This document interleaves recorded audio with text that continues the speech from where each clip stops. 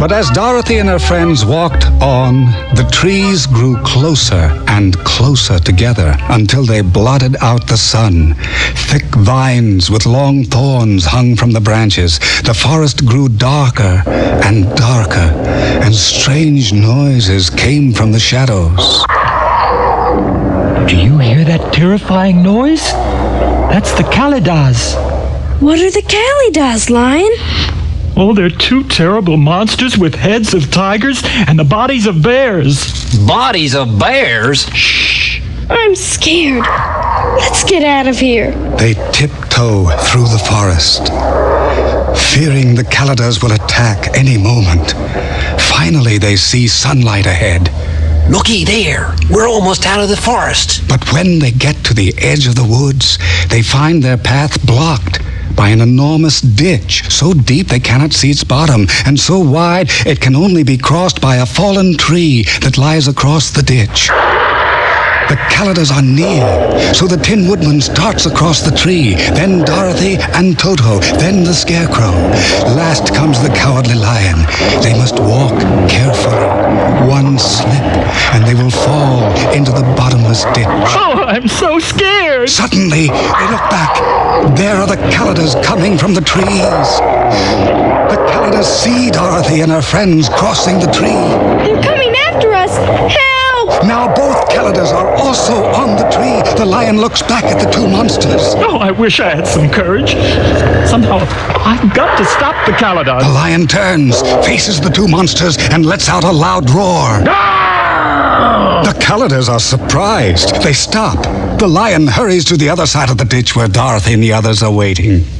Well, I guess I showed those Kalidas a thing or two. Yes, you did. But look, they're coming back. Yes, the Kalidas are coming across the trees straight for Dorothy. What are we going to do? The Scarecrow thinks quickly. He's got an idea. Chop the tree in two, he tells the Tin Woodman, and the Kalidas will fall into the ditch.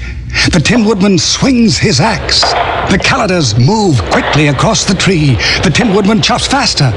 The Kalidas come nearer and nearer and are about to pounce when the Tin Woodman's strong axe cuts the tree in two. The tree falls down and the Kalidas plunge after it into the bottomless ditch.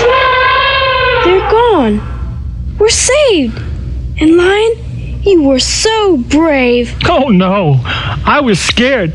Look, my paws are still shaking. We should thank the Scarecrow. He thought of cutting the tree in two. Oh, Lion, you know I can't think. I don't have a brain. It was really old Tin Woodman here who saved us. He cut the tree. Now, Scarecrow, you're being too nice. Well, you know what I think? What? I think that you all are the best friends anybody ever had. No. Well, so are you, Dorothy. Right, guys? Right. And so, safe from the Kalidas at last, Dorothy and her friends resumed their journey. Now they were out in the sun again. Ahead, the yellow brick road entered a large field of bright red poppies. And somewhere beyond was the Emerald City and the wonderful Wizard of Oz.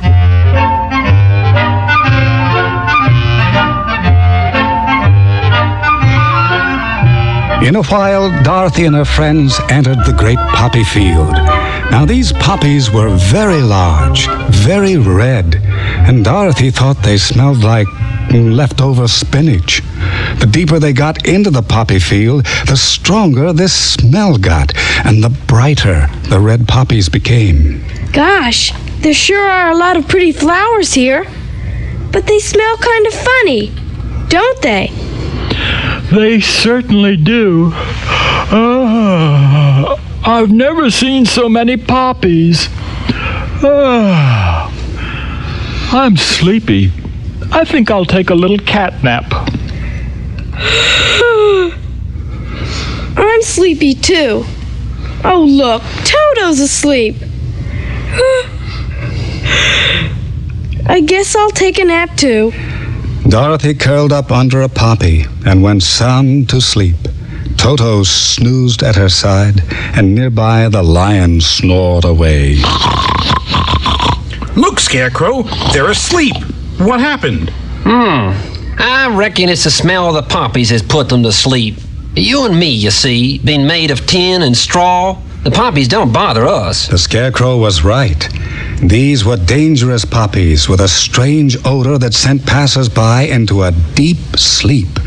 Unless quickly carried out of the poppy field, Dorothy, Toto, and the lion would never wake up.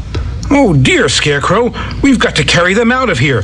Come on, let's take Dorothy and Toto first. The Tin Woodman and the Scarecrow gently carried Dorothy and Toto out of the poppy field.